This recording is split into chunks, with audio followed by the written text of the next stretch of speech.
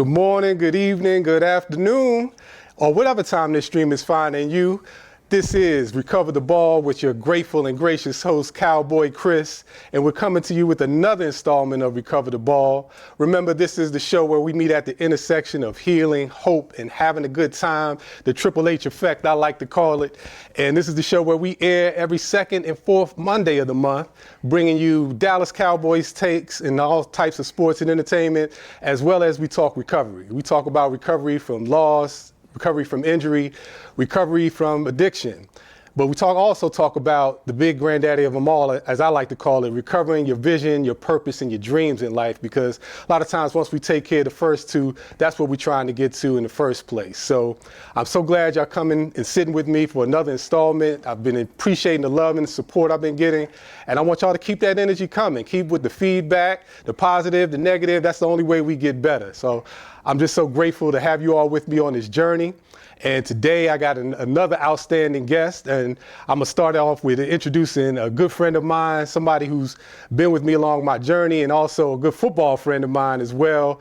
And so let's give a warm welcome to my brother, Blair Jones. How's it going, Blair? Fantastic, man. Thanks for allowing me to be here. It's a wonderful podcast. Appreciate it. Indeed. I'm so glad to have you. And this is another rivalry episode. I seem to have a little trend going here with bringing in some rivalry teams, and we'll get into that in just a moment. But as always, I want to start out with giving you my Cowboy Chris updates and takes for where the team is at this point in time in the season.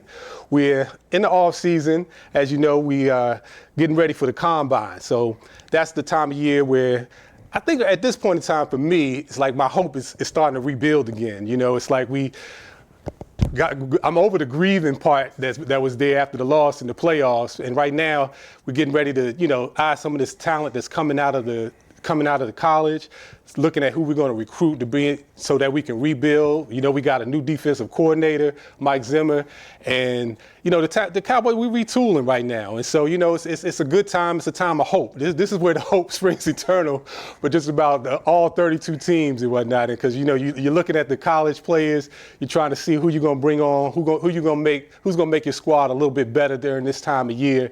And so when I was looking at over the weekend, I was checking out the combine, and I was looking like, okay, who are some of the players that it looks like that we might be able to take at pick number 24. And so when I was looking at that, I wanted to share some names with my Recover the Ball family. So when the pick 24 comes along, maybe you all can get familiar with them. Some of the players that I was looking at, it looks like we're going to get somebody on the offensive line. It's some of the news that's come out of the combine at this point is that our left tackle, Tyron Smith, looks like he's going to be leaving us. And that's going to be a big loss on that left side. He's protecting the blind side, as they say. He's been with us for a long time. And that's going to be hard. He's a Hall of Fame left tackle, and that's going to be a big loss for us. And so I see us in the draft time, us looking to get another offensive lineman to help support Dak during that time. So that's really what we're going to be looking to pick at 24. I think that's what I believe is going to happen. But if not one of the top prospects, if we don't get one of the top prospects, then we may go into the angle of cornerback or receiver. I think there's a cornerback out of Alabama, Tyrion Arnold. He's somebody you want to look out for. Aaron Rexhaw out of Toledo. That's another name that you want to pay attention to. On the offensive line side, you might want to look at Jackson Power Jones out of Oregon. He's a big guy. Marius Mims is also a big guy. But some of these guys, they're so far up, I don't know if they're going to trickle down to 24. But those are some of the names that you want to look at. And then wide receiver, there's one guy out of Texas, Xavier Woods, I believe it is. He broke the record for the combine over the weekend. So, it's a lot of great talent coming there. So I think by pick number 24, we might get somebody that can come in and help us right away. And I think that's going to be real important for us going into this next season. It seems like our last picks we got were, they came in, especially last year's picks, they didn't come in and help us right away. And sometimes that's kind of hard for, somebody just graduating college, you're coming into the pros, you got to adjust. And that could be a big challenge during those times. But hope springs eternal right now for all 32 teams. And so this is a time that, you want to look at, see who you want to pick. Free agency is going to get ready to start soon. So I'm getting excited again. I'm through my grieving. But speaking of the off season, I invited somebody here to have a conversation with another rivalry team with me. So once again, I want to introduce my partner friend, my Green Bay Packer fan, Blair Jones. Welcome to the show. Welcome to Recover the Ball, Blair. Thank you so much, man. Appreciate it. Indeed. It seems like you have so much resentment you can't even come out with the Green Bay Packers. I know. I can't even get the name out right. I was like, Green Bay. At first, I want to say Nerds, but it's like I don't even want to say the name because it created so much misery for us over not even just this past season. It seems like the last every year when we get whatever it's time for us to face y'all, it's been a struggle for us and whatnot. It's really been back and forth, Chris. I was a Green Bay Packer fan back in '83 from Baltimore, Maryland, and when the coach left from the Mayflower, and it was snowing a little bit, it was on TV, man, and I was heartbroken. You know what I mean? My father and my mom, we all go to Memorial Stadium on 33rd Street and watch some football games. You know what I mean? And my father used to take me to Giant United's, the Golden Arm restaurant, and Jim Parker's. He had a bar up there in Liberty Heights. You know what I mean? And I'll go see those Hall of Famers, man. And I was a big Baltimore Colts fan.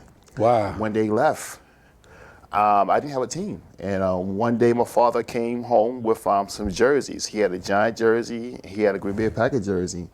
And from that point on, man, I put that jersey on, and I liked the green and yellow. Okay. And from that point on, man. So what made you pick the Green Bay Packers over the Giants? My father liked the Giants. My father liked the Giants, man. He loves Lawrence. He loved Lawrence Taylor, man. You know what I mean? So I had to do something different, you know. Okay. And my brother, he was a diehard Baltimore Colts fan. And he's a Ravens fan now. But, I went west. I went Midwest. Yeah, man, cheese country and whatnot. Yeah, bratwurst and the best cheese in the country. Okay, have you ever been able to go out to a game? I've been there twice. Been there twice? Yeah. Okay. What a wonderful experience, man. Seeing people that you've never seen before, and they come to you open arms, man, and they'll give you the world. You know, they'll give you a lot of bratwurst, a lot of cheese, man, and I came back with so much cheese and bratwurst. Oh man, unbelievable. Wow. Yeah, I had a great time. Nice. So did you understand the history of the rivalry between the Cowboys and the Packers? Yes. Or you come to learn it over time? I learned it over time, man. Like the first Super Bowl was the Packers and the Colts, an Ice Bowl. Right, you know I mean? the Ice Bowl, right, that's right. Yeah, and the Green Bay Packers was really the first back-to-back Super Bowl champions. Yeah. You know what I mean? But the Cowboys, man, it was a bitter rivalry, you know what I mean? And it still is. You know what I mean? Yes, a great history. No doubt. And so what did you think of the season that we're in, that we just got off of, the 23-24 season? Like how, well, first I'll say, like, what did you think of the game between us and did you think you were going to go in and dominate us the way you did? No, I didn't. Be truthful with you. I thought it was going to be a very good game, you know, a very close game, like a 3-point deficit or a 10-point deficit. Right. I didn't know that we was going to just blow you guys out, man. It was unbelievable. And, man, you got to say it with your chest like that. Yeah, I was so happy for our young team. We're the youngest team in the NFL. Yeah, that was impressive. Yes, you know what I mean? And right now, man, we lack in depth and defense. Okay. We really got to get our defense start clicking. And Watson, our wide receiver, you know what I mean? He has to be consistent.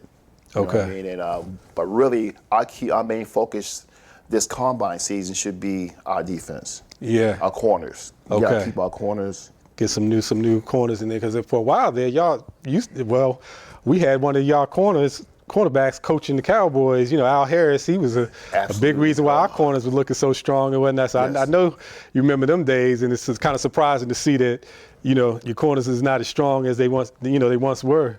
Absolutely. Yeah. So you're looking to get some cornerbacks in the draft, huh? Yes, we need some strong corners and maybe a free safety. Okay. And maybe we can get a second round receiver. Okay, another receiver. So you haven't been too impressed with the Romeo Dobbs of the world, the Christian Watson. You don't think they can hold tight for you? I think Watson, maybe this year, maybe he'll elevate and stay consistent. Okay. You know what I mean? But our main focus, what I saw and how we were being exposed during the season, was really our defense. Yeah. You know, by being so young. Yeah. And we got to keep what we have in place by it being so Yeah, young. yeah. Because now the teams will like to have those players and give them a little bit more money than what can we do, you know? Yeah. And as you know, Green Bay Packers don't spend a lot of money. Right, because y'all are owned by the community, right? It's not like you have like one head like a Jerry Jones. You don't have, you have, what is it, like a cooperation or It's owned by the town. it's owned by the town. Yeah. Yeah. So okay, so how do they do that? How does it, when it comes time to make a major? Well, you have the general manager that sort of takes care of that for you. Yes, it's all affiliated with the paper companies and different companies that they have, and the town can get a certain stock at a certain period of time, and it's the only NFL team that's ran by the town. Wow. Yeah. It's really no owner. It's the GM, the general manager, it's the president. Right. It's not an owner. It's Right. owned by the town. Indeed. So I was sitting there thinking, like I said, how can I have a Green Bay Packer fan on after they just made us have a seat and whatnot, But I tell you, I got some inspiration when I saw Micah invite Jordan Love onto his podcast. Micah Parsons invited Jordan Love onto his podcast, and they had a nice little back and forth. But that was one of the things that I wanted to do with, like as I said in the beginning of the show, this is a place where healing, hope, and having a good time, because I know that back in the day, talking junk was really big. You know what I'm saying, and people take it so seriously and whatnot. And, of course, you're rooting for your team and you want to be loyal and things like that. But at the end of the day, we got to, it's just a game. And what I began to say after a while was like, okay, as much as I love the Cowboys, they're not, putting my girls through college like I am right now. Right. So I can't have my fandom go, off the rails and whatnot. But at the same time, you and I, we've developed such a close bond through the years. And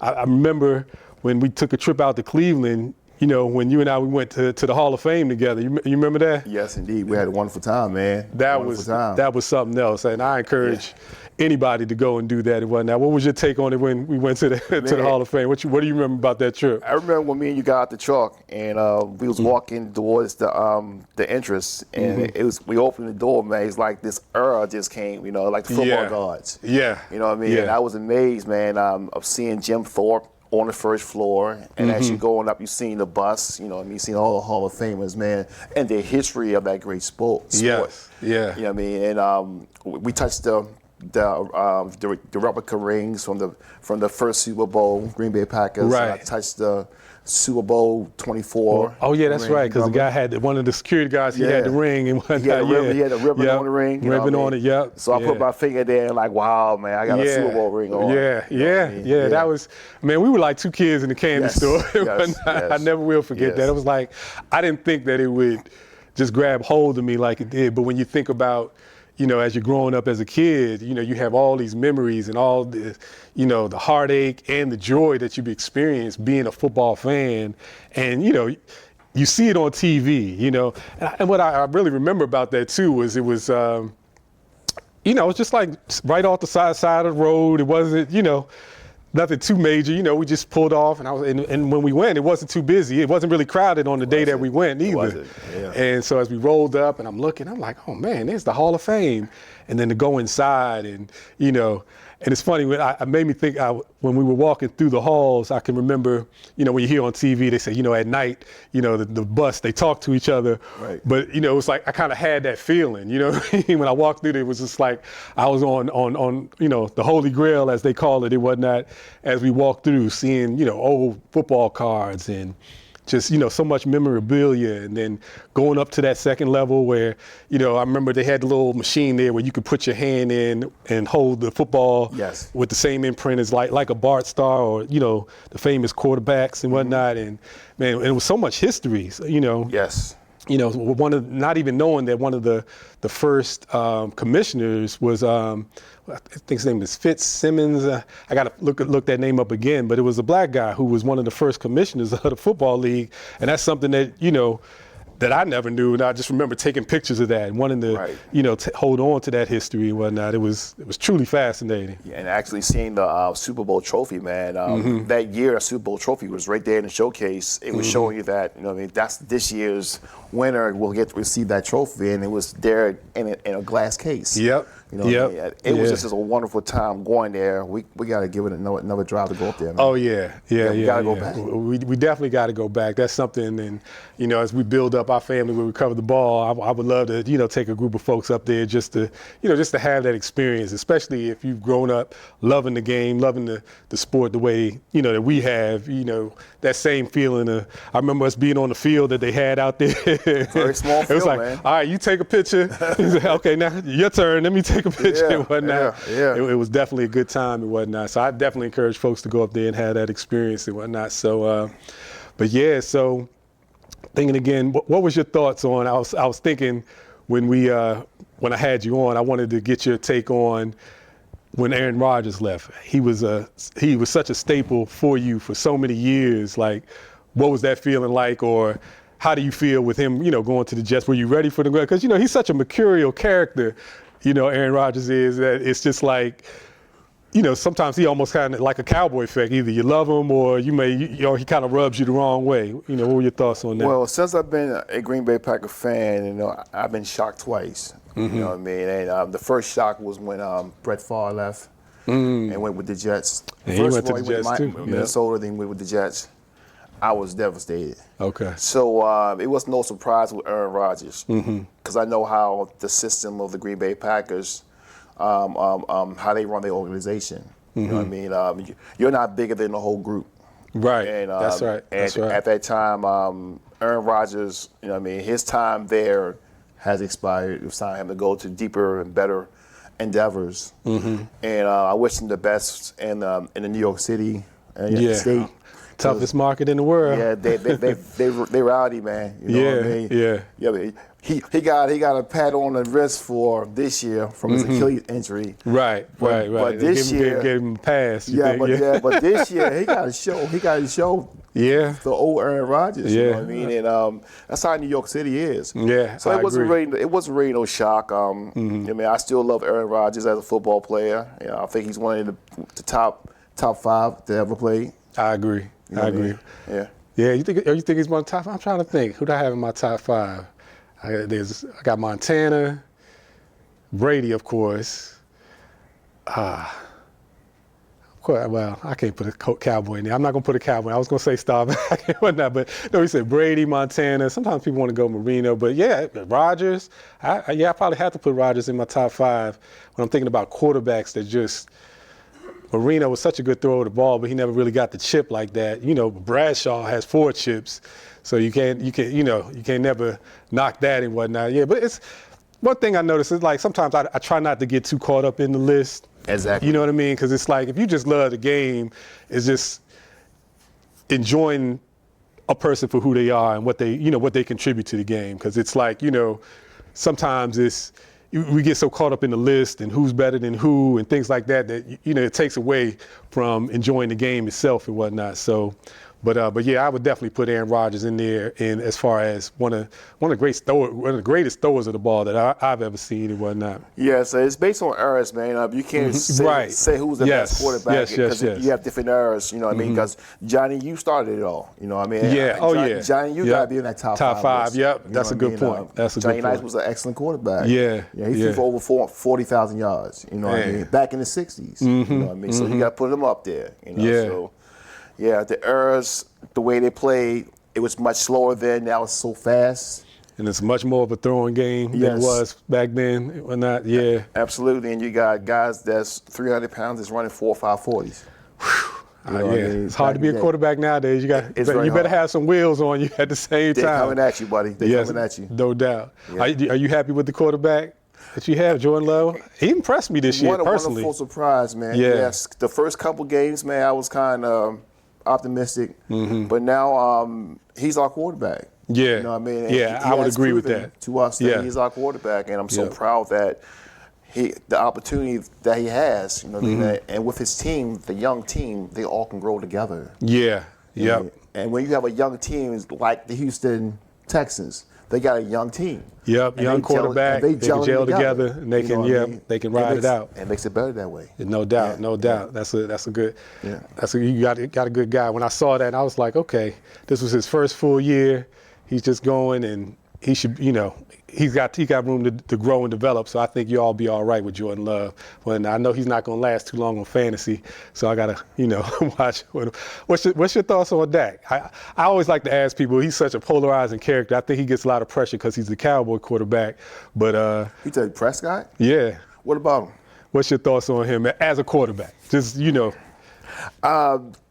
If Dak Prescott played on an average football team, I think he would be a great quarterback. He has a lot on his shoulders, man. with that star on the side. With the star on the side. Yeah, I agree. With your owner is always putting his fingers in the cookie bowl, and you got Parsons talking that the reason why we lost because we were tired.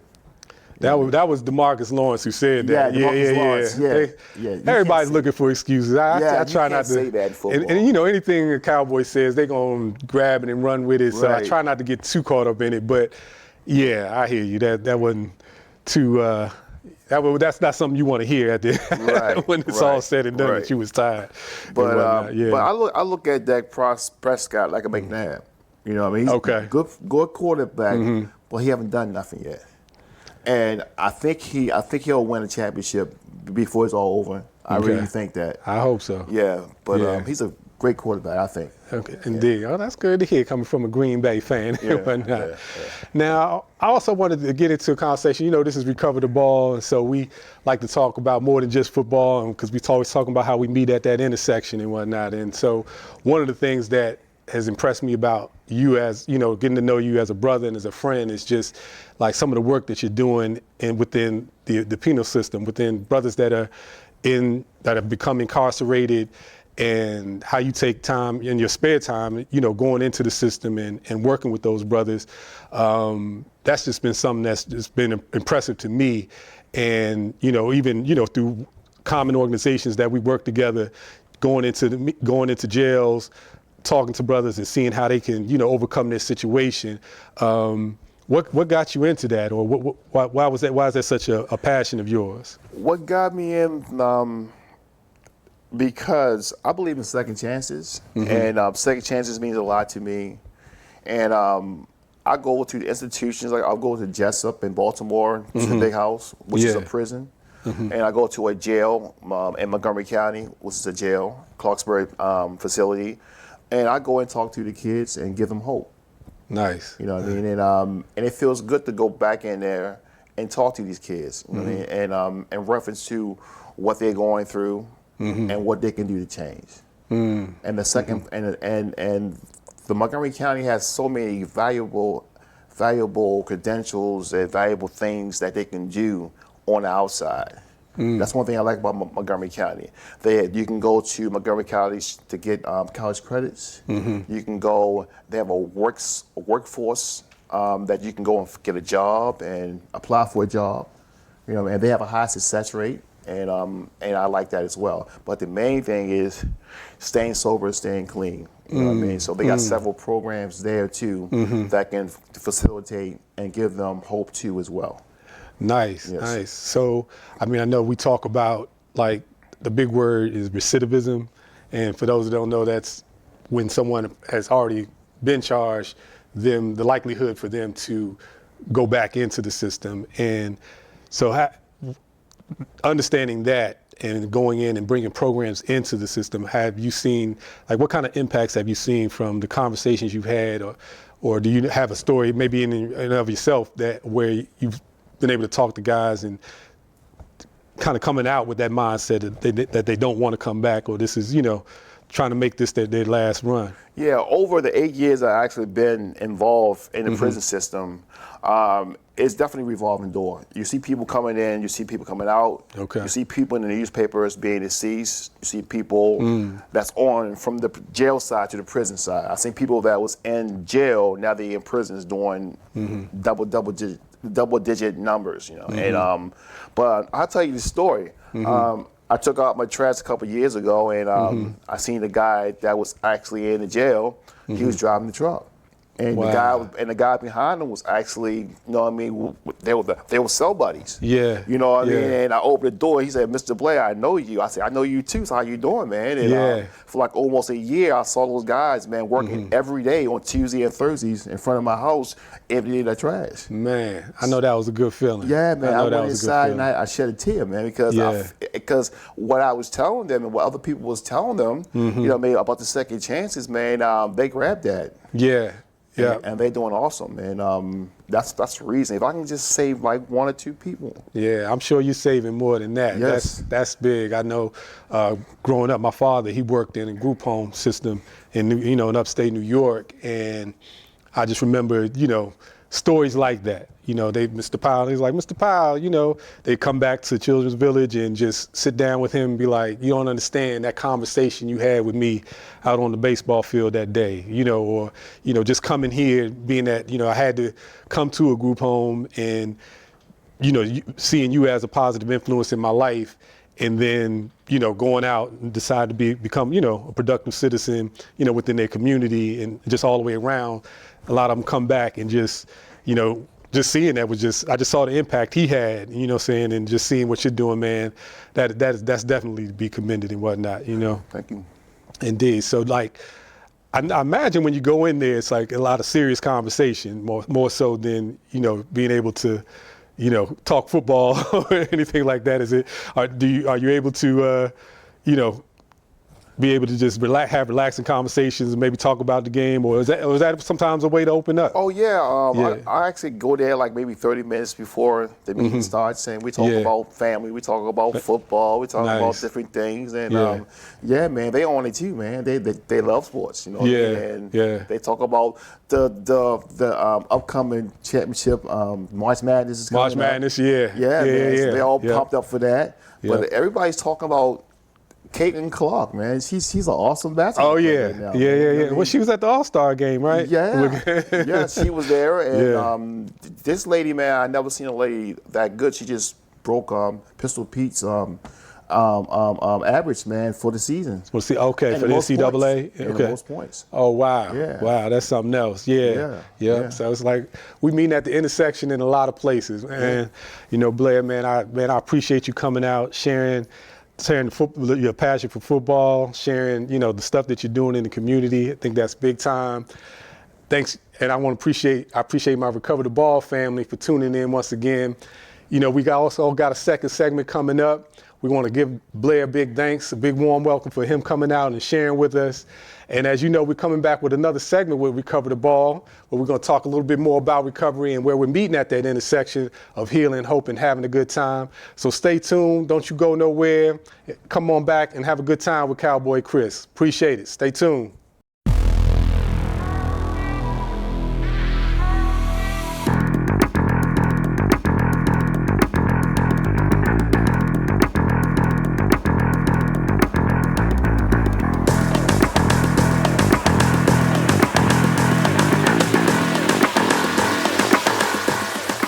Back to new cadence. Here we go. That's going viral the whole nine. So you're now rocking with Cowboy Chris and Recover the Ball, where we're going to be talking football. We're going to talk recovery and being at that intersection of healing, hope, and having a good time, folks. I want you to give me 15 minutes and then give me the last 15 minutes and then check out at least 3 episodes, and I'm sure you'll be convinced that this is the show that you want to rock with great Cowboys content. We're going to be talking recovery, we're going to talk in life, because, in life, we're trying to not only, root on our teams, and we're not only talking about recovery from substance abuse, we're talking about recovery. There's a lot of people out there trying to recover their dreams, trying to recover that hope, trying to recover that purpose. And we're going to do that here on Recover the Ball with Cowboy Chris. I'm going to have great guests, like my great guest I have here now, Karen. She's going to rock with me, and we're going to be doing great things here at Recover the Ball with Cowboy Chris. Tune in.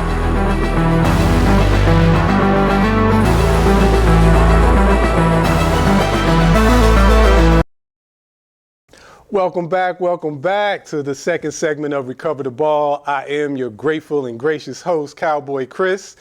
And as always, in our second half of the Cowboy Recover the Ball, we're going to talk a little bit about recovery. And as always, we talk about recovery from illness and loss.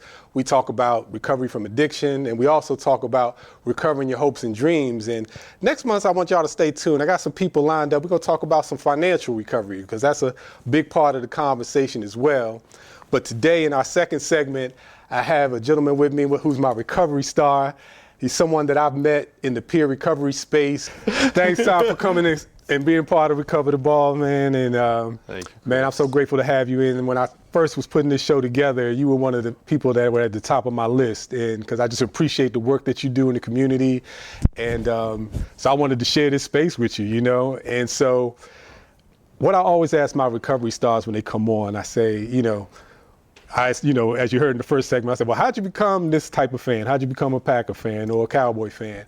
And so what I always like to ask my recovery guests is, when you hear the word recovery, what comes to mind? What does recovery mean to you, or how does it resonate when you first hear that word? That's a great question, Chris. I was thinking about, when I hear that word today, I think about, things that are wonderful about it, around people on a path of mental health and wellness, people that are embracing who they are and who they're trying to be and trying to reach their full potential. But when I first got into this journey, it was just a word I didn't want to hear. I was fearful of it. I was scared of it. I didn't want it to be part of who I was. Right. I felt that it was a damage to my reputation to be on a path like this. The stigma. But that has really shifted as I've gone down this path. Yeah. So, talk a little bit more about that, the stigma associated with it. I know along my recovery journey, that is what kept me from getting the help I needed for a long time, because it was so much of, I thought, an alcoholic looked a certain way, or being, it was a sign of weakness. Just that stigma around it, it kept me from getting the help I wanted. So doing the work that I'm doing now, it's like, I see why it's so important that I do this work, because we're trying to reduce the stigma. And have you found that along the journey? Absolutely. Absolutely. I mean, one of my behaviors, like many people, was I went into hide mode. I went into, I don't want people to know about it. And so how could I get the help that I needed when I was not only trying to hide it from other people, but most importantly, I was trying to hide it from myself. Man, right. That's a big one. Hiding from yourself. A good friend of mine, I always tell her, I've told her when I was, kind of having my breakthroughs, and this has been since I've been in recovery and sober, but I still see, the places I hide, when I don't want to face certain things, and creating all kinds of ways to hide, whether I'm hiding from, I don't pick up the drinking no more, but I'll hide behind TV, or, hide behind a lot of things, because, we create a lot of hiding spaces for ourselves and whatnot. So, I can totally identify with that. It was one of the big things for me was being able to come out of the shadows, and be able to, it took me a long time to voice it, to let people, even myself know about it. But it really is, it's a slow process for some of us, and it was a very slow process for me. Yes, indeed, and it's an ongoing process, slow and ongoing. Absolutely, absolutely.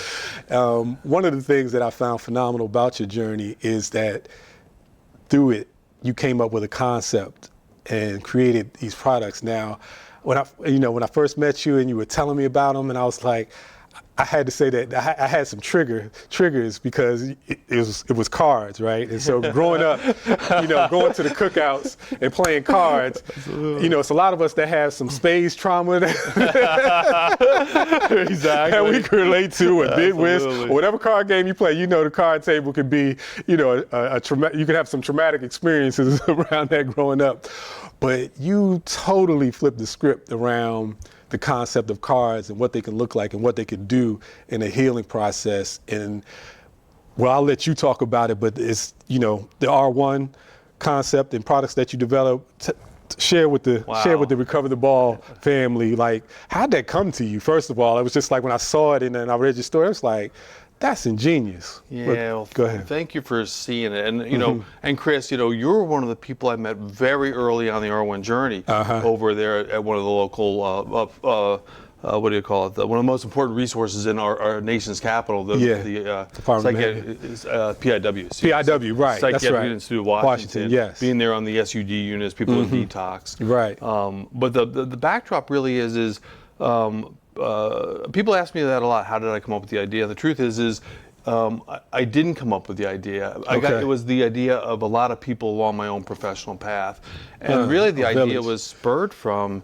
I was in another professional role before R1. Okay. And I was working in a human capital consulting firm that was an international company, and we had a tool in it that helped people look at their career interests.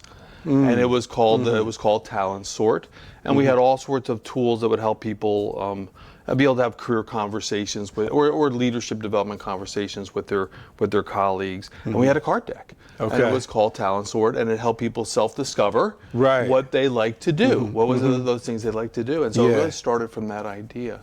Awesome. There, and then because of my recovery journey, we'd actually taken the deck, and we had actually put it online at companies like Capital One and Embraer Jets and Reebok, and people could go online and do cards and then see what kind of jobs fit them. Okay. So the idea was really kind of from my past, but it was in this space that it was like, well, why isn't there tools in this space similar to that? Because creating the intersection, guys. There we go. Exactly. But it really was like it just showed up for me because I was trying to figure out what I was going to do next. Okay. And then I was in all these programs where people were bored. Okay. They were not engaged. Gotcha. They were looking at old school, worksheets, and they just weren't engaged. I was like, why don't we take that idea, take the tool that's working here, and just apply it in the same setting? That's awesome. I remember being trained on, the cards that I remember getting my development on was the emotions and feelings one, and that was just phenomenal. And you have different ways that you use those decks. Correct, right? Yes. So, because I remember with the emotions and feelings ones, what we would do is we would take the cards, and everyone, we'd have like a circle of clients with us, and we would hand them out, and then somebody would choose a card. Like, so it depends on how you want to. There's various ways you can use it. There are lots of ways to use them. Yep. But I just remember taking those cards and working with the clients in PIW, and simple concepts like trust.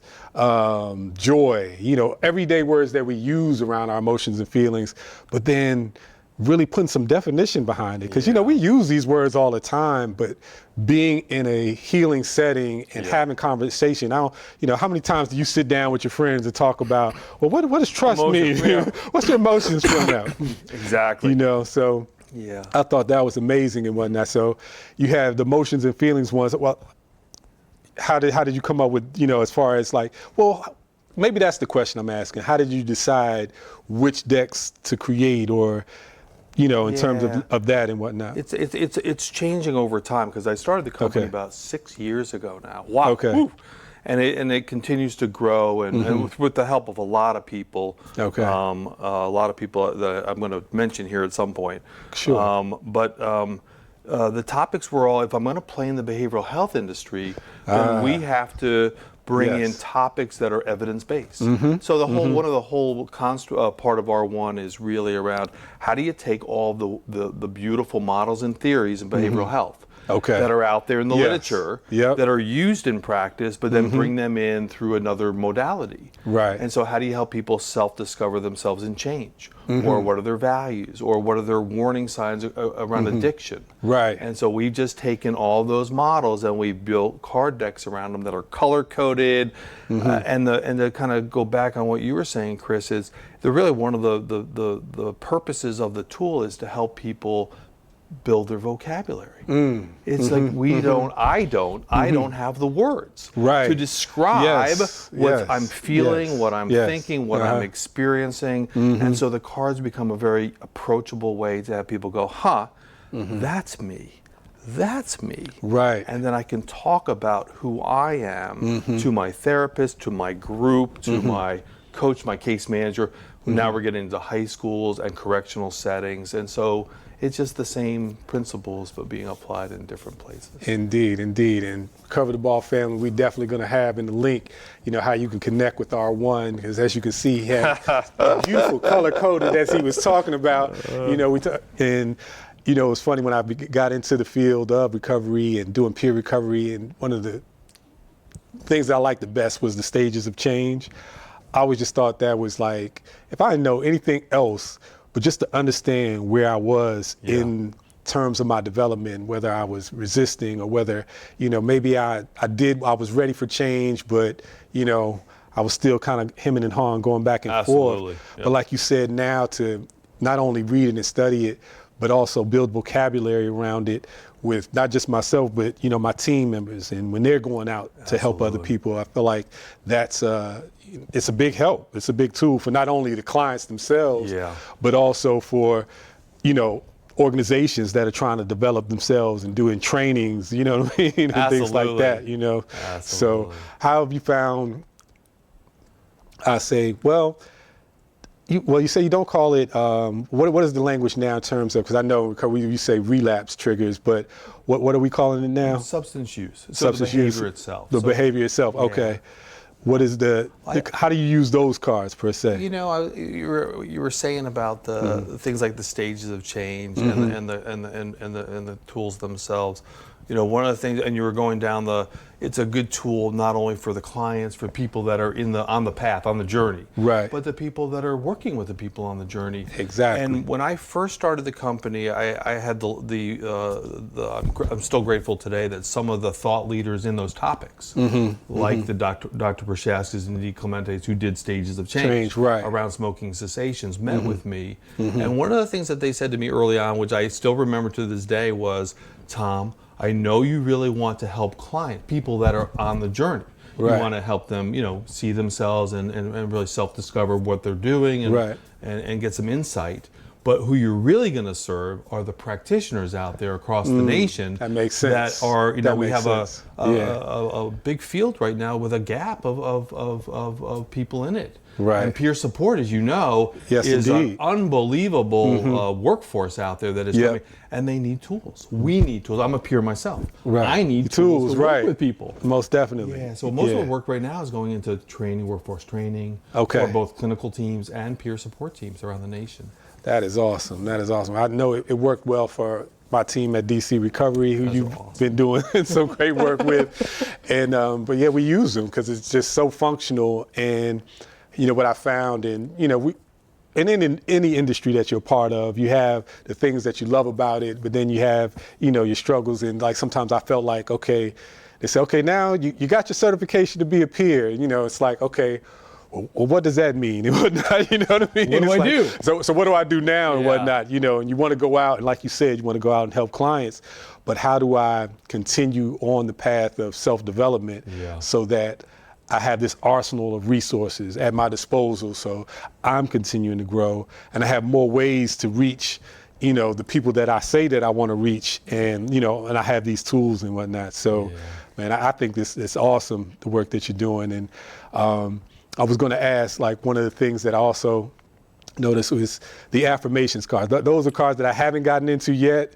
Tell me a little bit about your affirmations and like how that works and.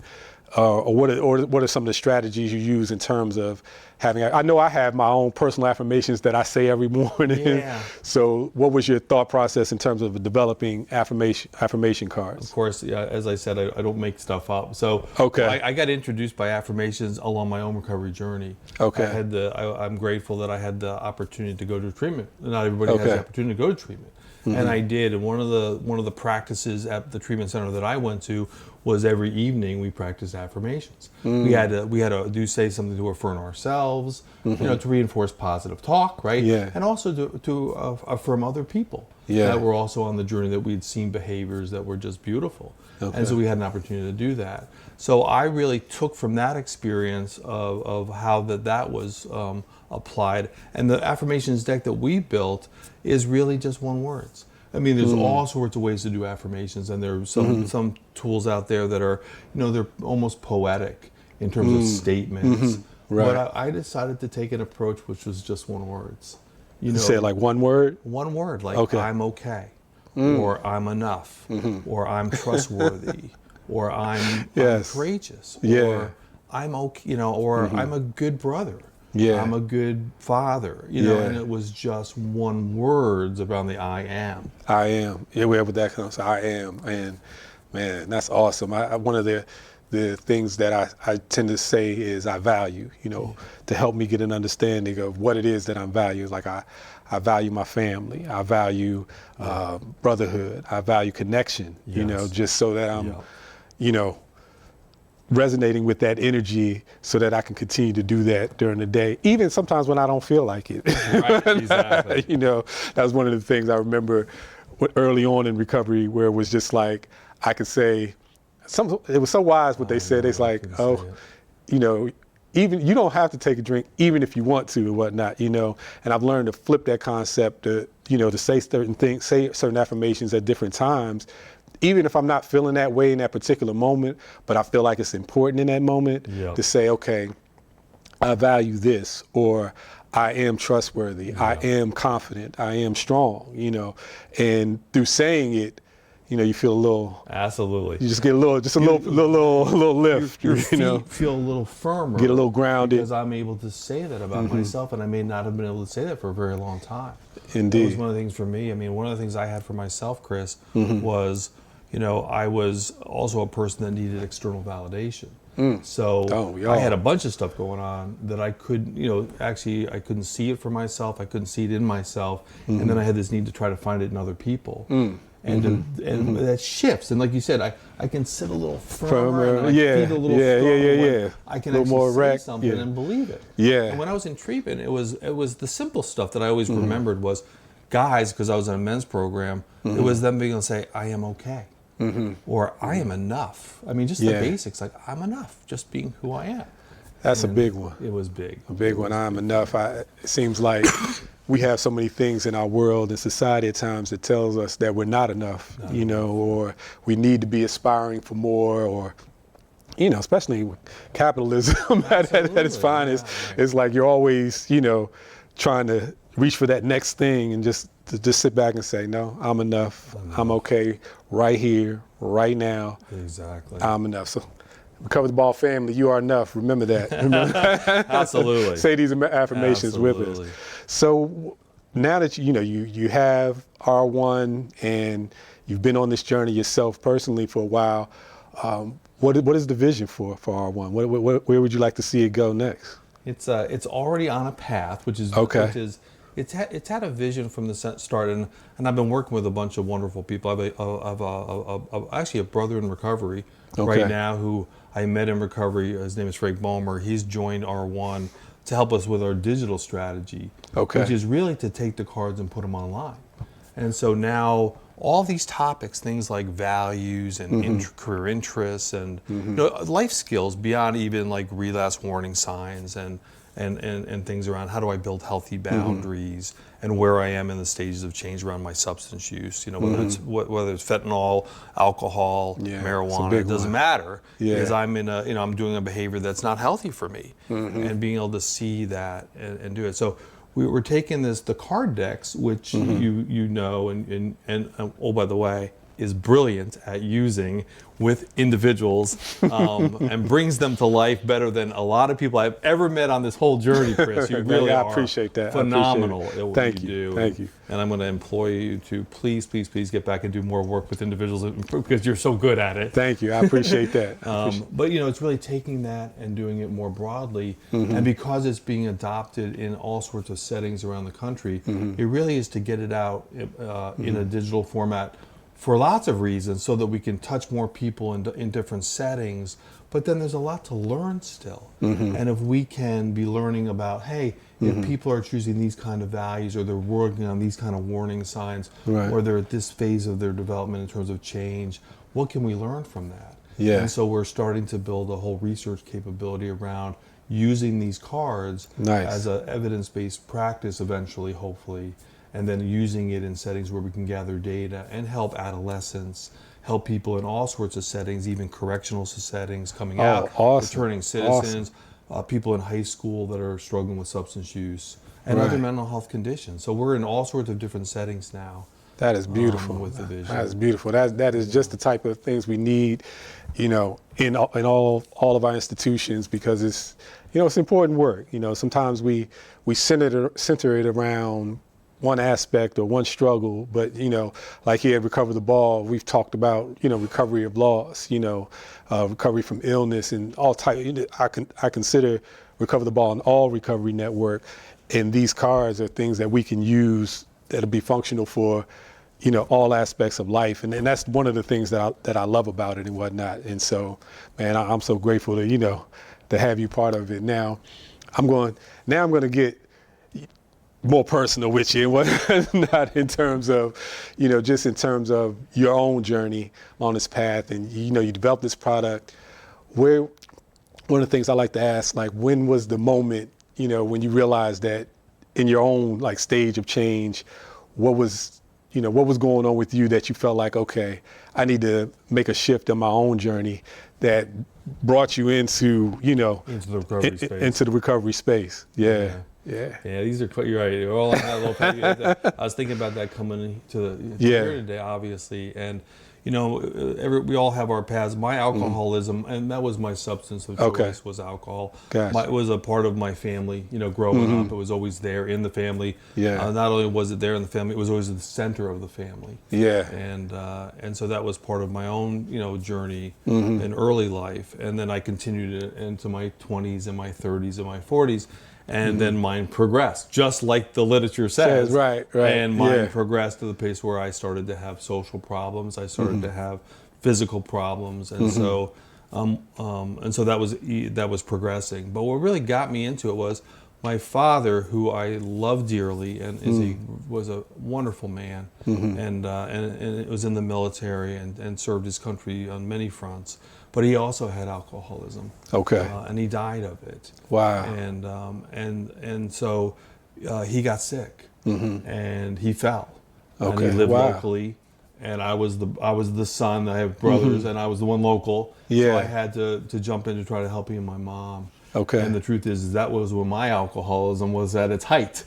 Wow. And it got to the place where I couldn't do my work and and so the rapacious creditor. It was unbelievable. Yeah. So here it was that was the impetus that made me go over here to the detox center locally and say, I can't do this. It's not going to work anymore. Wow. And so that started me on a journey. But it was a health crisis for me too, because I ended up not too long into my journey, I had developed heart disease and I had to have open heart surgery. I mean, here I was. At 46, and I was having all sorts of physical ailments because, guess what?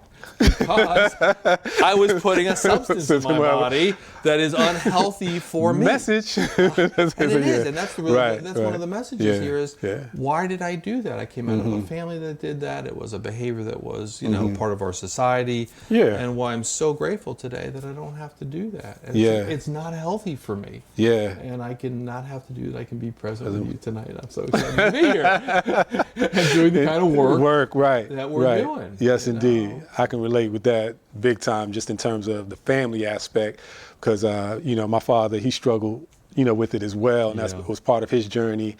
And but ironically enough, when I went to live with him, he had stopped drinking at that point in time and whatnot. And but partly that was a big reason why it was hard for me to seek the help that I needed, because I saw him just stop on his own. He didn't necessarily reach out to a group or anything like that.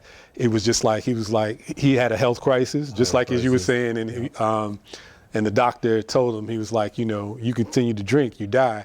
And the funny thing for him, he always used to say, it was like, he said, man, doctor told me I drink, I die. He said, man, that was all the recovery I needed and whatnot. He said, I'm good, you know what I'm saying? And I was like, so for a while, I always thought in my own mind that I could stop on my own whenever I got good and ready, whenever I thought, enough was enough and whatnot. But, I got to that point where, it was like, okay, maybe that was my father's journey, but it wasn't necessarily my own and whatnot, And he actually passed from lung cancer, and even though he was able to stop one thing, it was hard for him to stop something else, which was smoking and whatnot. And that eventually caught up with him. But, even though, in his transition, I love my father dearly. He was just such a phenomenal man. He did a lot of great work, you know what I'm saying? But there's those things sometimes that we don't let go of is the things that, that hurt us. catch up with us and, shorten our lifespan and, helping us do the things that we want to do. But like you said, it's, the family has such a big impact in terms of the things that we latch on to and try to let go of in our, latter stages of life. Well, I was going to ask, do the cards ever speak to that as well in terms of the family dynamic and in terms of our attachments and things that it's hard for us to let go of? Well, all the topics that we're bringing to life are things that are in everybody's life. Mm-hmm. I mean, this is the beauty of what I've been able to be in with R1 is I'm really on the path of health and wellness. Yes, indeed. It's all about wellness. Indeed. Yes. For me, it's not all about recovery. Right. Recovery is critical. Critical, right. That's a part of it. Yeah. But I've come to see in my own journey that it's all about us being mentally healthy and well. And so all the topics that we're doing are things that touch all the family. It's things like we're just coming out with a new topic now around trauma-informed care for people that have family that have trauma. Right. We have a new deck, adverse childhood experiences. Oh, wow. The work of the ACEs out of the Kaiser work. And it's beautiful. And meaning that it's things that we should know about. Yeah. And we should be exploring. Indeed. Because it has an impact. The social determinants of health. We should all know about those. And we don't. Right. I never was taught that. I was never taught to express my emotions and feelings. And how healthy that is. Man, you got to be a man. Right? Man up. You know what I'm saying? Boys don't cry. All types of different things that, we're fed to just not even, express or, tap into what's going on the inside. That's huge. So all the topics are family related. And hopefully you also saw in what we're trying to build is we're trying to make it colorful. I mean, it's one of the it's approachable. Yeah. It's card decks. Right. And there's a familiarity with it, but there's also process around it because, card decks are, they're familiar, they're easy to pick up. They actually hit all 5 learning styles. They hit kinesthetic learners, visual learners, logical learners. Nice. So there's a way that it taps into how I like to process information and find myself as I also learn vocabulary. That is huge. In subject matter that I know nothing about. Yeah. So how do I do that? And guess what? We can go into any setting around this country and people just pick up the cards. Yeah. And they're learning and we're learning and I'm learning. So it's just it's just one of those things. That is huge. I remember sharing with my daughter one time. She was like, I'm having a hard time processing. I was like, baby, you're more a kinesthetic learner. So let's try this approach, and a lot of times when I'm working with people, that's part of it as well. So it's like seeing what their learning style is and saying, hey, we gotta, I gotta tap into you that way and whatnot. You always talk about meeting people where they're on recovery. Exactly. R1 Learning is really about where can I meet you on how you like to learn. How do you like to process information? What turns you on? What makes you lean in? And we all lean in on different stuff. No doubt. And so, if we can have tools, whether it's technology, I'm moving something, seeing something, it just gives me more of an opportunity to lean into my own health and wellness. Well, Tom, I want to thank you for leaning in to Recover the Ball. I'm so grateful. I appreciate to be here, you coming out. And family, I'm so grateful for you all tuning in to another episode. We'll be back again at the end of this month for another great episode. Thank you so much for tuning in. We'll be back at the end of this month. Remember, Recover the Ball airs the 2nd and 4th Monday. Keep staying in tune. We're going to be back with another great episode. Thanks again. Peace.